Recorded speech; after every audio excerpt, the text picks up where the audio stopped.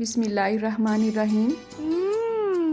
Tasty. जी हाँ, आज हम बनाएंगे बहुत ही टेस्टी पेठा कद्दू का हलवा। लजीज तो ये होता ही है, लेकिन इसकी बहुत ज़्यादा अफादियत है। अक्सर लोग जब हलवा बनाते हैं तो वो पानी क्यों छोड़ जाता है, अच्छी तरह से खुश क्यों नहीं होता है। आज की इस वीडियो में हम सब डिस्कस करेंगे। तो चलें आज की इस वीडियो का आगाज़ इस दुआ के साथ करते हैं कि अल्लाह आप सबका दस्तरखान सजाए रखे और हम सबको सेहत और ईमान का रिज़्क अता फरमाए। तो यहाँ पे मेरे पास तकरीबन 1 किलो का पेठा कद्दू है। आप इसे घिया कद्दू भी कह सकते हैं, पम्पकिन भी इसे कहा जाता है। ये सेम रेसिपी आप आम कद्दू के साथ भी रेडी कर सकते हैं। तो इस तरह से हमने सेंटर में इसे पहले कट लगाना है, फिर खरबूजे की तरह इस तरह से काश में काटेंगे, बीज रिमूव कर लेंगे, छिलके भी रिमूव कर लेंगे। इस तरह से मैंने पतले पतले पीसेस में इसे काट लिया है।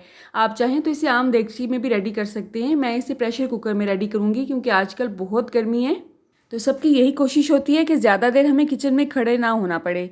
आधे कप से भी आधा यानी कि 1/4 कप इसमें मैंने पानी ऐड किया है। इंशाल्लाह इसी में ही ये बहुत अच्छी तरह से गल जाएंगे। खुशबू के लिए इसमें इलायची के दाने ऐड करेंगे। जब कुकर की सीटी बोलना शुरू होगी उसके बाद हमने इसे जस्ट 4 से 5 मिनट के लिए प्रेशर पे लगाना है। अच्छा, इसके बीजों में भी बहुत ज़्यादा अफादियत होती है। आपने क्या करना है, मोटे वाला गूदा आपने अलग कर लेना है, और जो थोड़े बहुत गूदा इस पे लगा भी रह जाता है बीजों के साथ तो कोई मसला नहीं है। आपने इस तरह से प्लेट में डाल के इसे धूप में रखना है। एक दिन में ही ये बहुत अच्छे से खुश्क हो जाते हैं। इनका गूदा ड्राई होकर प्लेट के साथ ही चिपक जाता है। आपने जस्ट बीजों को रिमूव कर लेना है। ऑनलाइन अगर आप इन्हें परचेज करेंगे तो ये बहुत कॉस्टली होते हैं क्योंकि इनकी अफादियत बहुत ज़्यादा होती है। ठीक है, तो ये छोटी सी एक टिप थी जो मैंने आपके साथ शेयर की। तो प्रेशर पे लगाने के बाद मैंने इसे पैन में शिफ्ट कर लिया है। आपने किसी भी पोटैटो मैशर से या जो घोटना होता है उसकी मदद से अच्छी तरह से इसे मैश कर लेना है। अच्छा, अगर ये आप प्रोसेस नहीं करना चाहते हैं तो आप पेठा कद्दू को कद्दूकश भी कर सकते हैं। उसमें आपको पानी भी डालने की ज़रूरत नहीं पड़ेगी। जस्ट आपने 3 से 4 चम्मच पानी के साथ देगची में ही उसे कवर करके अगर आप रखेंगे तो पेठा कद्दू बहुत अच्छी तरह से गल जाता है, जस्ट 5 से 10 मिनट के अंदर अंदर ही। तकरीबन हर साल ही मैं आपके साथ पेठा कद्दू की रेसिपी शेयर करती हूँ और वो डिफरेंट तरीके से मैंने आपके साथ शेयर की हुई हैं। इसमें मैंने देसी शक्कर ऐड की है जो कि गुड़ को पीस के बनाई जाती है।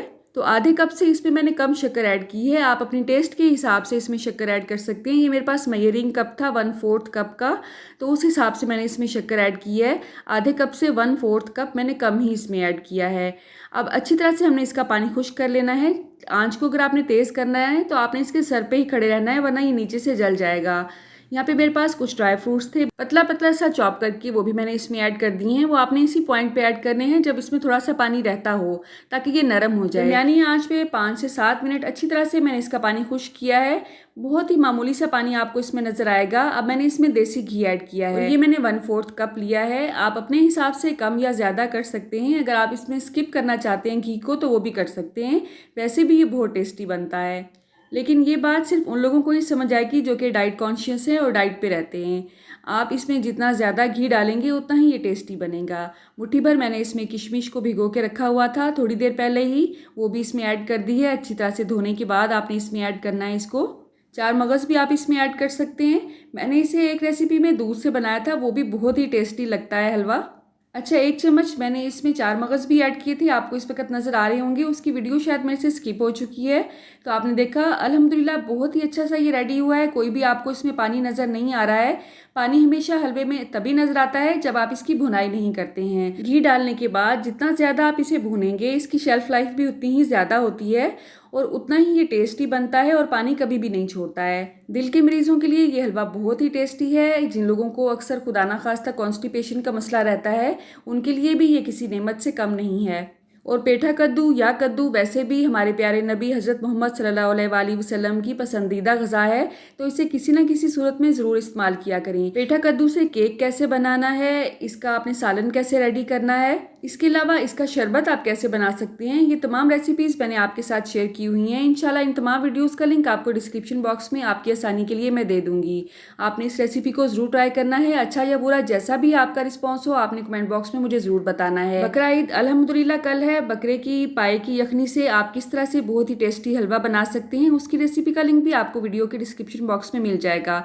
अल्लाह आप सबको सेहत और ईमान का रिस्क अता फरमाए और हम सब के रिस्क में कसरत से ज़्यादा बरकत और आसानी अता फरमाए। पाए की यखनी का हलवा आपने एक दफ़ा ज़रूर ट्राई करना है। कोई यकीन ही नहीं करेगा कि ये पाए की यखनी से बना है, क्योंकि उसमें पाए की यखनी की कोई स्मेल नहीं आती है अगर आप सेम मेरी रेसिपी को फॉलो करते हैं। वो हलवा उन लोगों के लिए बहुत ही फ़ायदेमंद है जो कि जोड़ों के पेशेंट हैं और ख़ास तौर पे उन लेडीज़ के लिए जिनकी कमर में अक्सर ही दर्द रहता है। ठीक है, रुके रुके सुने, जाने से पहले वीडियो को लाइक कर दें, अच्छी लगी तो शेयर कर दें और सब्सक्राइब करने के बाद बेल का आइकन भी ज़रूर प्रेस करें। जज़ाकल्लाह। मेरी नेक्स्ट वीडियो तक अल्लाह हाफिज़।